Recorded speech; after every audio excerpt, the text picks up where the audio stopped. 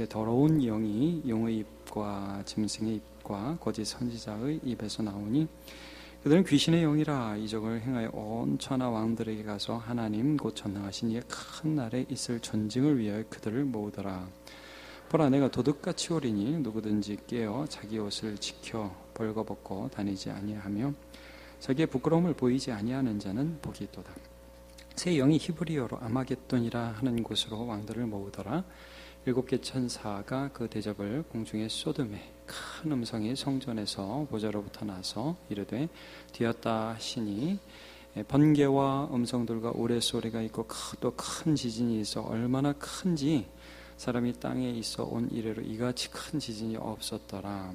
큰 성이 세 갈래로 갈라지고 만국의 성들도 무너지니 큰 성 바벨론이 하나님 앞에 기억하신 바 되어 맹렬한 진노의 포도주잔을 받으매 각 섬도 없어지고 산악도 간데 없더라. 또 무게가 1달란트나 되는 큰 우박이 하늘로부터 사람들에게 내리매 사람들이 그 우박의 재앙 때문에 하나님을 비방하니 그 재앙이 심히 크미로라. 아멘. 오늘 대접재앙 두 번째 시간, 대접심판 두 번째 시간입니다. 요한계시록 보면서 우리가 좀 크게 이런 시각을 가지고 보시면 좋겠습니다. 여러분, 신앙생활이라는 게 그냥 나 잘되고 나 평안하다 이런 문제가 아니라 세상 나라와 하나님 나라의 전쟁이라는 겁니다.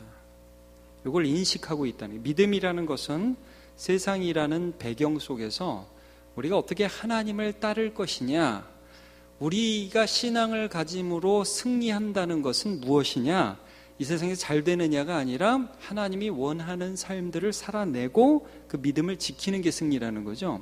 세상 나라 대 하나님 나라의 갈등 가운데 성도가 어떻게 살아나가야 하느냐의 문제를 지금 다루고 있는 것입니다. 그러면서 큰 시각을 지금 주고 있는 거예요. 지금 세상이 잘 되는 것 같아요. 세상이 이기는 것 같아요. 치고받고 싸울 문제가 아니에요. 우리가 이 세상에서 살면서 이 세상이 그렇게 잘 되는 것 같은데 믿음을 지켜나갈 때에 결국 이 세상은 하나님으로부터 심판받는다 이겁니다. 그러니까 긴 안목으로 우리의 삶과 이 세상의 역사를 바라볼 수 있어야 된다는 거예요. 그래서 세상이 막 우리를 위협하고 야, 너 내 통치와 내 체계 안으로 들어와라고 위협할 때에 사람들이 마음이 약해가지고 막 넘어진단 말이에요. 너 술 안 먹어? 너 직장에 쫓겨나? 이런 말만 해도 사람들이 넘어간단 말이에요.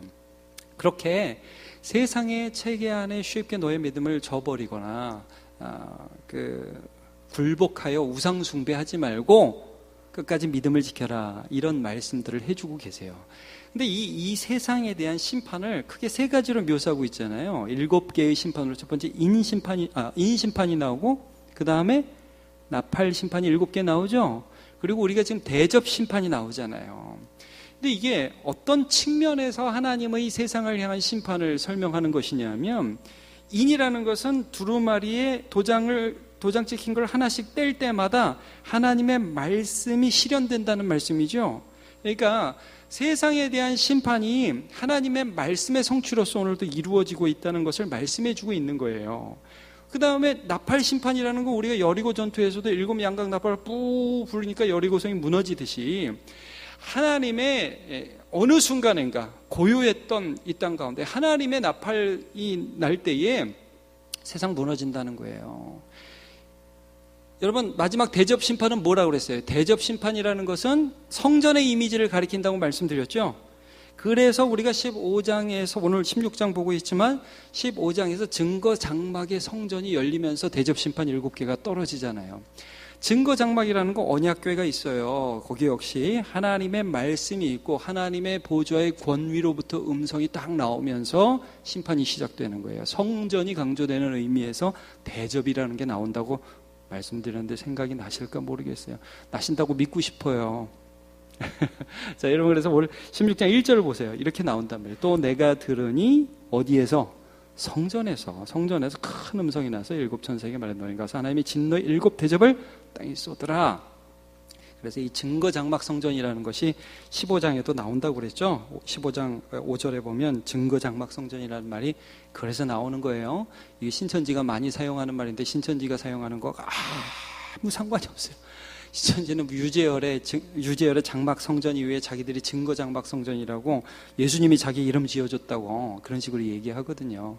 이거 웃기는 말이고. 자, 그래서 각 심판은 여러분 일곱 나팔, 일곱 대접의 심판은 여러분 어떻게 보셔야 되냐면 일곱 인 다음에 일곱 나팔 다음에 일곱 대접의 심판이 역사적으로 일곱 개 시간순으로 이루어지는 게 아니라, 잘 들으세요. 대부분의 이단들이 이런 식으로 해석하는, 이게 시간적으로 계속 이거 다음에 이거 다음에 이거 다음에 이거라고 설명을 하는데 그런 게 아니라 각 심판의, 세상을 향한 심판의 성격을 말해주는 거예요.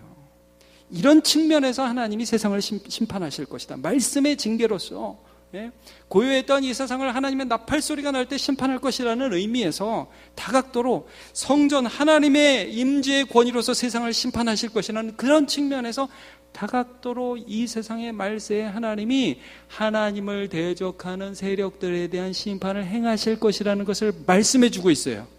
자, 이해하시겠습니까? 이해한다는 표정을 지어주시고 계속해서 가보겠습니다. 그럼 여러분, 오늘 우리가 이제 다섯째 대접 심판부터 볼 텐데, 지난주에 이 네 번째 대접까지 심판을 봤잖아요. 내용이 간단하게 뭐냐 하면요, 첫째 심판은 종기나는 심판, 그렇죠? 둘째, 셋째는 물이 피가 되는 심판이었고, 그리고 네 번째 심판은 해가 큰 권세를 받아 사람을 태워버려요. 이 출애굽의 이미지, 10가지 재앙으로 이집트를 친 이미지를 계속 사용하고 계시거든요. 자, 하나님이 그렇게 세상을 치시는데 두 가지 반응이 나온다고 그랬죠? 기억나십니까? 자, 이렇게 하니까 이 심판을 집행하는 천사와 그리고 성전에서 제단에서는 하나님이 의롭다는 음성이 나옵니다. 자, 여기 5절을 한번 보세요. 내가 들으니 물을 차지한 천사가 이르되 전에 계셨고 지금도 계시니여 이렇게 심판하시니 어떻다고요? 의로우시도다. 그들이 성도들과 선지자들의 피를 흘렸으므로. 그러니까 세상이 그렇게 강팍하게 하고 성도들 믿음으로 살려고 하는 사람들을 핍박했기 때문에 그들의 피를 마시게 한 것이 합당하나이다. 이렇게 하나님을 찬양하죠. 또 제단이 순교자들의 그 기도를 들은 그 제단, 하나님의 음성이, 이거 말이 많아요. 이 제단이 뭐냐? 하나님의 음성이냐? 천사의 음성이냐? 순교자의 음성이냐? 어쨌든 하나님의 뜻을 담은 그 음성들이 이렇게 나옵니다. 그러하다 주 하나님 곧 전능하신 이시여 심판하시는 것이 어때요?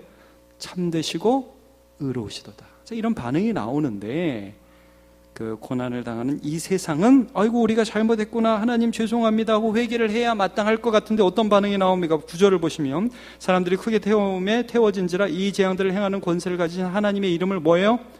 비방하고 또 회개하지 아니하고 주께 영광을 돌리지 아니하더라. 여러분, 이것이 계속해서 이 땅 가운데 있을 거라는 거예요.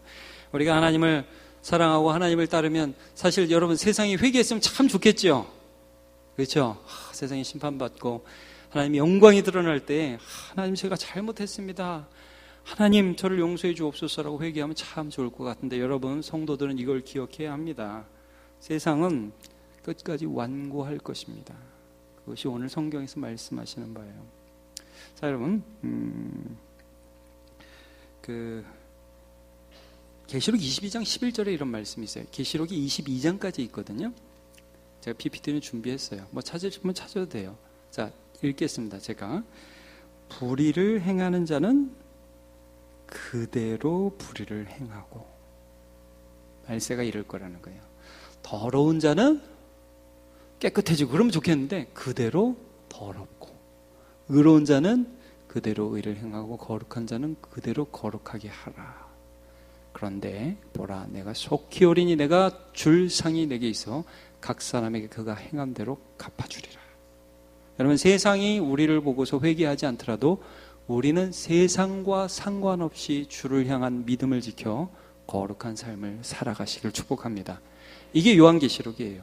이게 오늘 이 다섯째 심판부터 일곱째 심판까지, 일곱째 대접 심판까지 세 개가 나오는데, 쉽게 말하면 이겁니다. 이제 그 다섯째 심판, 다섯째 대접을 이제 쏟으니까 여러분 거기 성경 한번 보십시오. 종기가 나요. 죄송합니다. 종기가 나는 게 아니라 짐승의 왕좌에 쏟으니까 나라가 어두워지고 첫째 심판 때, 첫째 대접을 쏟았을 때 났던 그 종기 때문에 굉장히 아파하죠. 근데 여러분 보세요. 11절 그 끝에 보시면 아픈 것과 종기로 말미암아 하나님의 그 하늘의 하나님을 또 뭐예요? 비방해요. 그들의 행위를 또 회개하지 않아요. 이게 지금 계속 강조되고 있어요, 여러분. 세상이 하나님께 심판을 받아요. 회개를 했으면 좋겠죠, 우리는. 회개 안 한다는 거예요. 여러분, 이거 이상하게 생각하면 안 됩니다. 여러분, 출애굽 때 이집트를 하나님 10가지 재앙으로 치시죠. 그렇죠? 바로가 회개를 할까요, 안 할까요? 끝까지 안 하죠. 나중에는 뭐 하죠, 여러분? 나중에는 홍해까지 쫓아가서 전쟁하자고 그러죠. 그럼 그 다음 절을 한번 보세요. 12절에 보면 또 여섯째 천사가 그 대접을 큰 강 유브라데에 쏟으니까 재밌어요. 강물이 말라요. 강물이 말라요. 이제 유브라데는 바벨론의 큰 강이죠. 티그리스 유프라테스 강. 지금도 이제 유명하죠. 그 강물이 말라요. 동방에서 오는 왕들이 길이 예비돼요. 자, 강물이 말랐다고 그러면 이건 이제 구약성경에 어느 부분을 말씀하고 있냐면 실제 하나님이 이 유브라데 강을 마르게 함으로써 바벨론 나라가 페르시아에 망합니다. 이 역사적으로 고레스라는 왕이, 페르시아의 고레스라는 왕이 바벨론을 멸망시킬 때에 바벨론 성읍이, 여러분 이제 옛날 성읍 보면 이런 거 아시죠? 성이 어디에 있어요? 큰 물에 둘러싸여 있죠. 그래서 함부로 성을 함락할 수 없는 거예요. 그러니까 바벨론이 그런 요충지였어요. 그런데 이 고레스라는 왕이 이 바벨론을 함락시킬 때에 강물을 돌리는 실험을 많이 해서 강물을 이렇게 돌렸대요. 그래서 페르시아가 바벨론을 멸망시킬 때에 이 강물이 마르고 그 바벨론이 멸망당하는 그런 일이 있었다는 거예요. 근데 여러분 이제 이 이미지들이 여러 가지로 지금 중첩되어서 나오고 있어요. 강물이 마르면 군사들이 이동할 수 있죠. 여러분 마른 강으로 누가 이동했습니까? 이집트 군사들 마른 강을 통해서 막 싸움하자고 왔죠. 그런 여러 가지 이미지들이 지금 여기 복합적으로 나타나 있어요. 자, 이 사람들이 무슨 짓을 하느냐? 제가 13절에 조금 이따 설명하겠습니다. 또 내가 보니 개구리 같은 새 더러운 영이 용의 입과 짐승의 입과 거짓 선지자 입에서 나오니 그들은 귀신의 영이라 이적을 행한 온 천하들 왕들에게 가서 하나님 곧 전능하신 큰 날에 있는 전쟁을 위하여 그들을 모으더라. 전쟁하자고 뭐예요? 여러분 하나님의 재앙이 내리니까 사람들이 뭐 하자고 그래요? 싸우자고 그래요. 싸우자고. 그러니까 지금 이 요한계시록이 우리에게 무엇을 가르쳐주냐면 우리가 사는 이 세상은 전쟁터라는 거예요.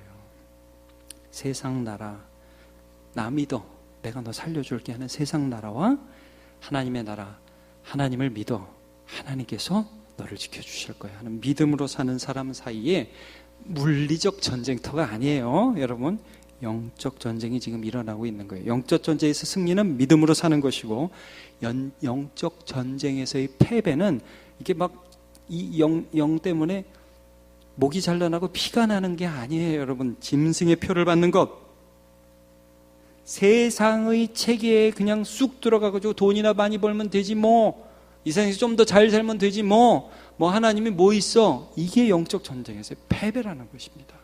지금 그걸 계속 말씀해 주고 있어요. 15절 조금 이따 볼게요. 자, 16절 새 영이 히브리어로 아마겟돈이라 하는 곳으로 왕들을 모으더라. 그래서 여러분 아마겟돈 들어보셨습니까? 예, 아마겟돈이라는 곳으로 왕들을 모으더라 이렇게 나오죠. 그래서 우스갯소리로 이런 얘기 들어보셨습니까? 세계 3차 대전은 갯돈 때문에 일어난다. 아마 갯돈 때문에 세계 3차 대전이 일어날 거다. 그런 얘기를 우스갯소리로 하는데 여러분 이제 아마겟돈이라는 말은 하르마겟돈이라는 뜻이 이게 합성된 말입니다. 무깃도, 이제 마겟돈이 무깃도라는 뜻이고요. 하르가 산이에요. 무깃도의 산이라는 뜻입니다. 조금만 설명할게요. 여러분 무깃도라는 것은 늘 하나님의 나라와 세상 나라의 전쟁이 있었던 곳이에요. 구약에 보면 사사기에 드보라 선지자 여러분 기억하십니까?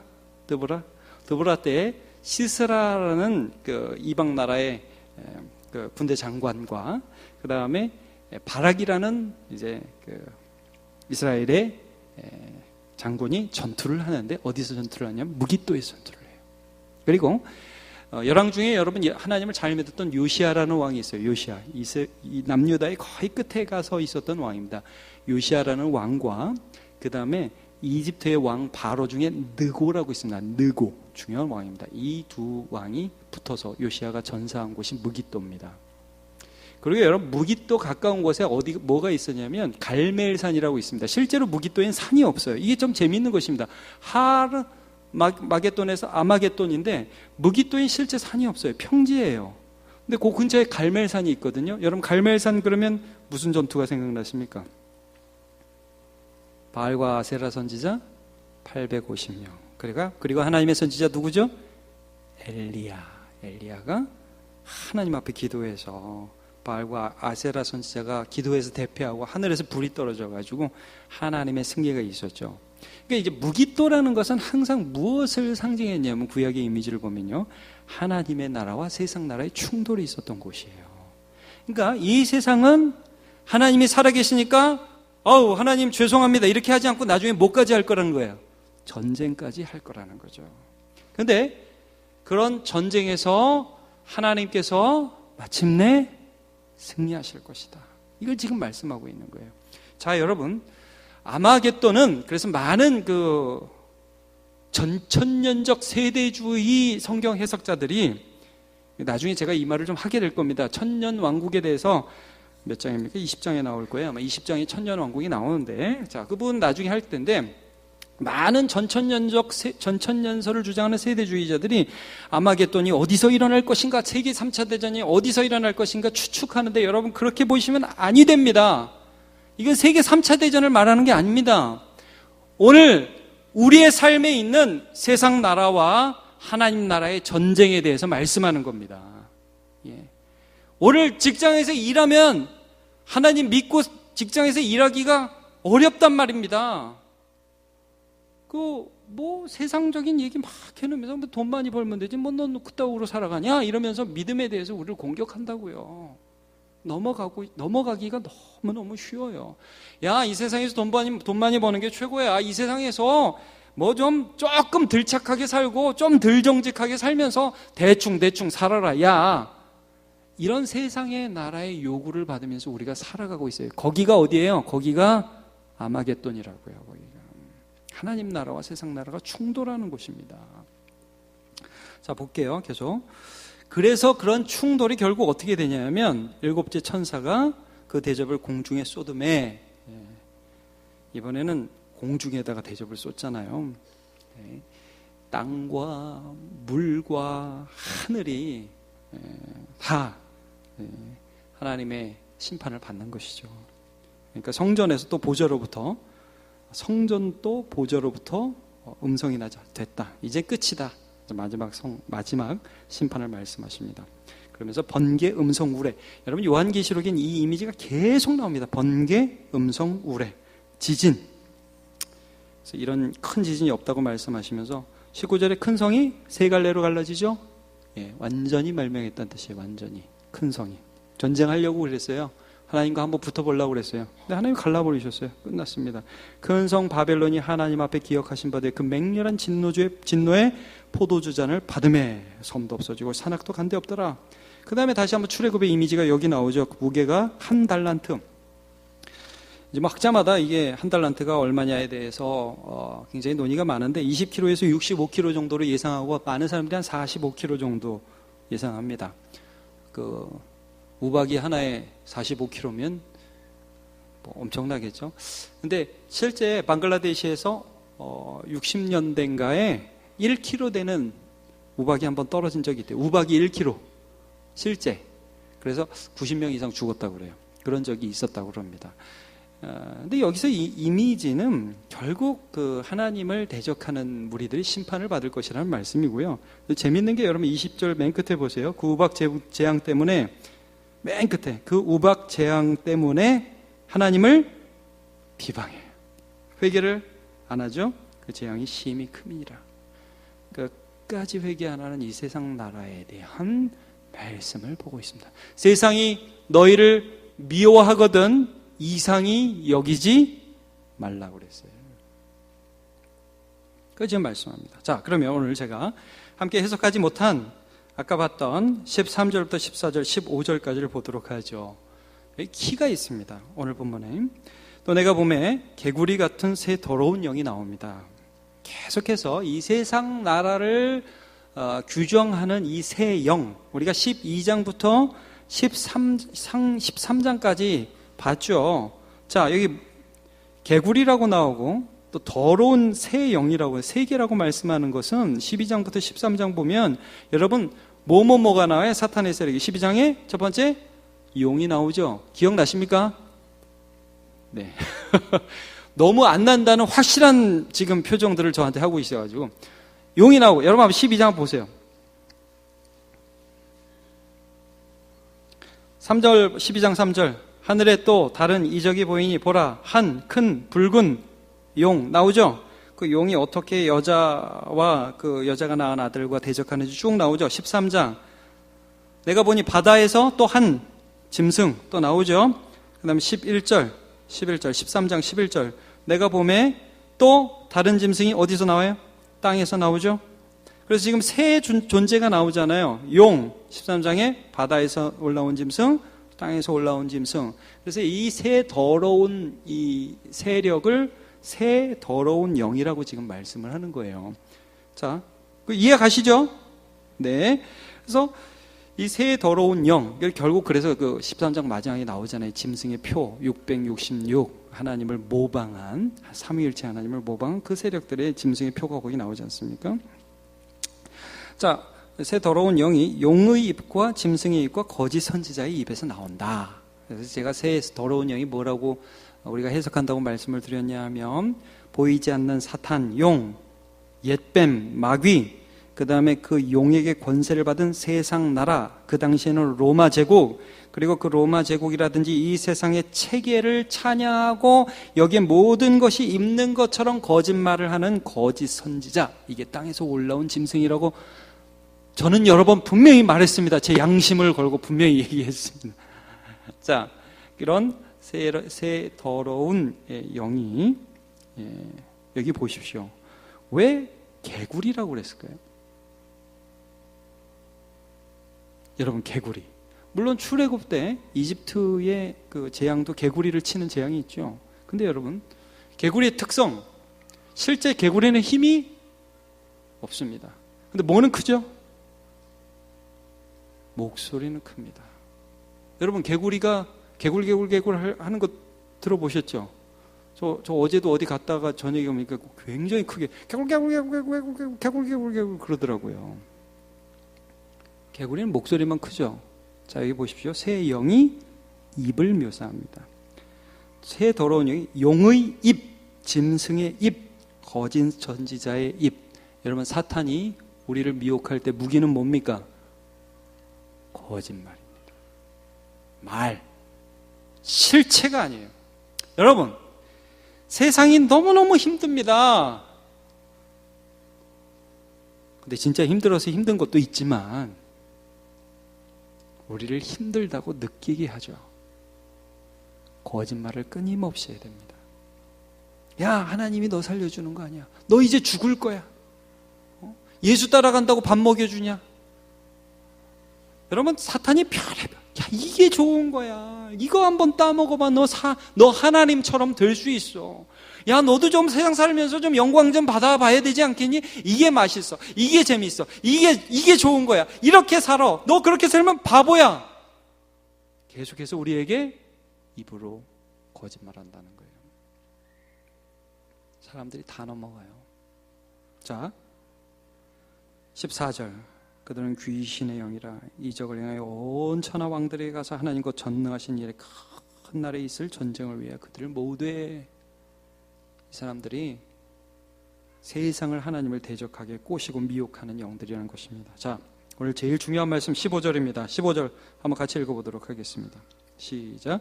보라, 내가 도둑같이 오리니 누구든지 깨어있어 자기 옷을 지켜 벌거벗고 다니지 아니하며 자기의 부끄러움을 보이지 아니하는 자는 복이 있도다. 아멘. 갑자기 여기 예수님의 말씀이 등장합니다. 보라, 내가 도둑같이 오리니. 이 예수님이 하신 말씀이죠. 심판을 할 때마다 세상 사람들 회개하지 않고 전쟁하려고 하고 끝까지 망하면서도 하나님을 비방하는 그런 세상들, 그 가운데 너희들이 살고 있다는 거예요. 근데 예수님이 그 사이에 이런 말씀하세요. 보라, 나는 너희들이 접하고 있는 이 세상 가운데에 도둑같이 올 거다. 너희들이 모르는 때 올 것이다. 근데 누구든지 깨어서. 여러분, 예수님 이런 비유하셨죠? 신랑을 기다리는 10처녀가 깨어있는 5처녀하고 졸던 5처녀가 나오죠. 깨어있으라는 거예요. 근데 이 깨어있음을 또 어떻게 표현하고 있냐면 거기 한번 보시죠. 자기 옷을 지켜. 옷이 나오죠? 벌거벗고 다니지 아니하며 자기의 부끄러움을 보이지 아니하는 자는 복이 있다. 옷을 지킨다는 게 뭐예요? 여러분, 3장으로 한번 같이 가보겠습니다. 계시록 3장.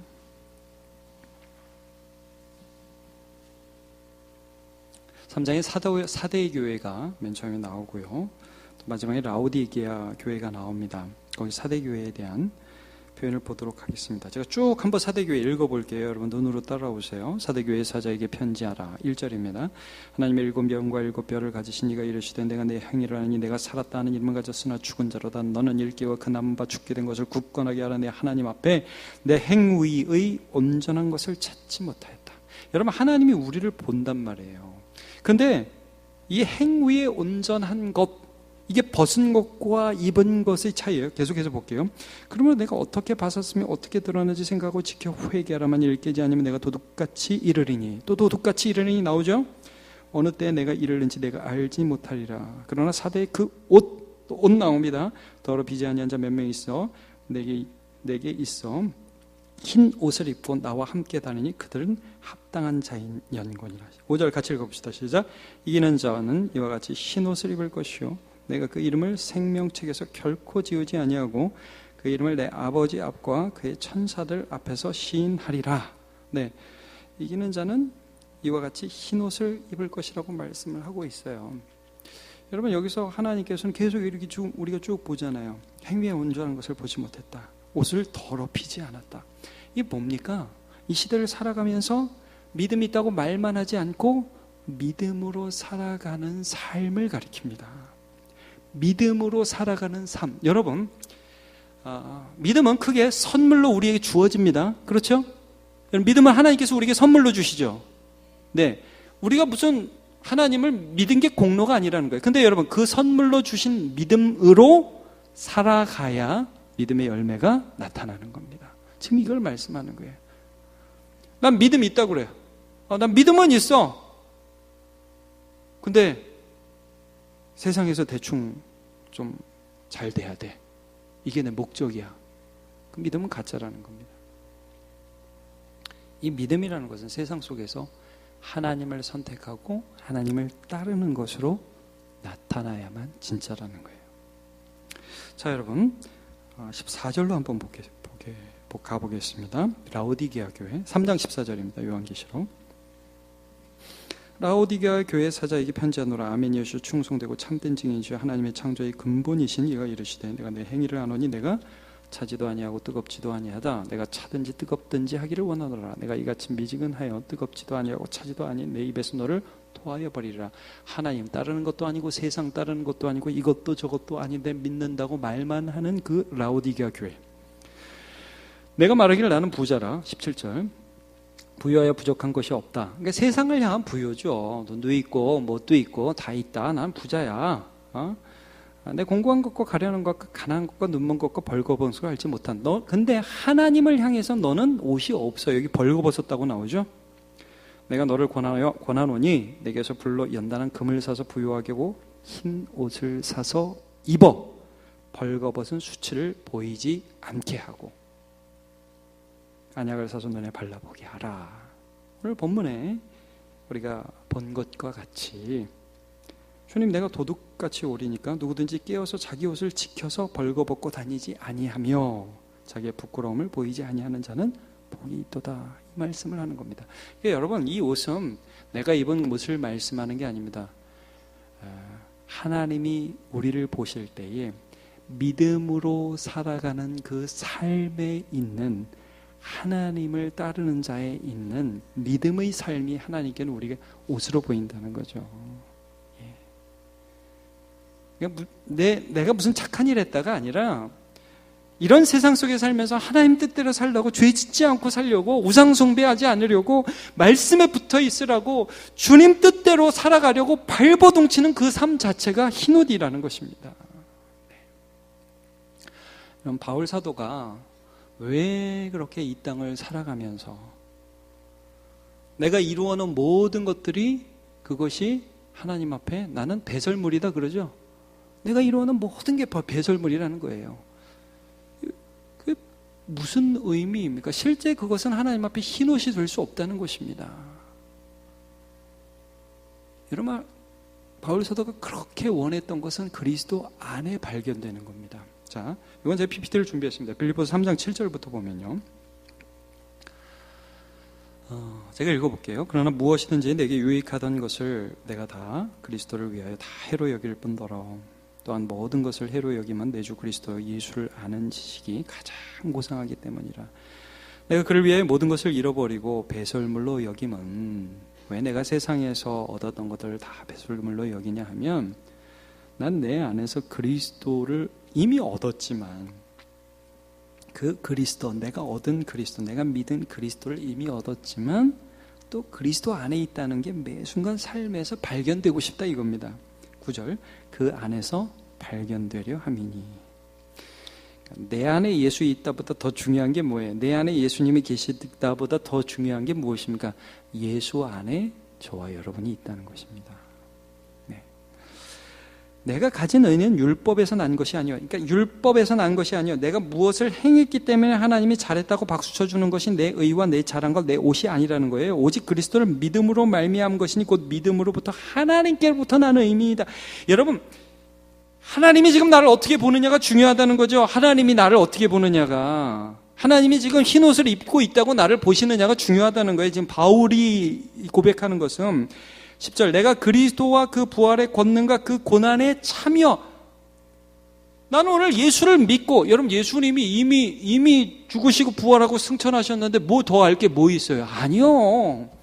그리스도의 고난과 부활과 그 역사하심의 작은 예수가 되어서 그런 예수를 믿는 삶을, 예수의 삶을 살아가면서 나는 그분을 알고자 하고 그의 죽으심을 본받고자 하고 어떻게 해서든지 죽은 자 가운데서 부활에까지 예수님 닮으면서 끝까지 예수님만 나타나려 하는 그런 믿음으로 살아간다는 거예요, 나는. 왜냐하면 그럴 때 하나님이 나를 봐주시거든요. 그게 흰 옷이거든요. 12절 같이 읽어봐요. 시작. 내가 이미 얻었다 함도 아니요 온전히 이루었다 함도 아니라 오직 내가 그리스도 예수께 잡힌 바 된 그것을 잡으려고 달려가노라. 아멘. 예, 나는 온전히 이룬 거 아니에요. 나는 완전하지 않아요. 여러분, 제가 오늘 뭐 설교하고 막 소리도 지르는데 뭐 어떻게 우리 중에 완전한 사람이 있겠습니까? 그러나 저와 여러분에게 공통된 점이 하나 있습니다. 주님을 믿음으로 살고 싶습니다. 예. 하나님 나라 백성답게 살고 싶습니다. 그렇게 살아가라는 거예요. 그렇게 살아가라는 것을 말씀하고 있습니다. 요한계시록에서 중요한 그 말씀들, 자 13장 9절을 한번 보시죠.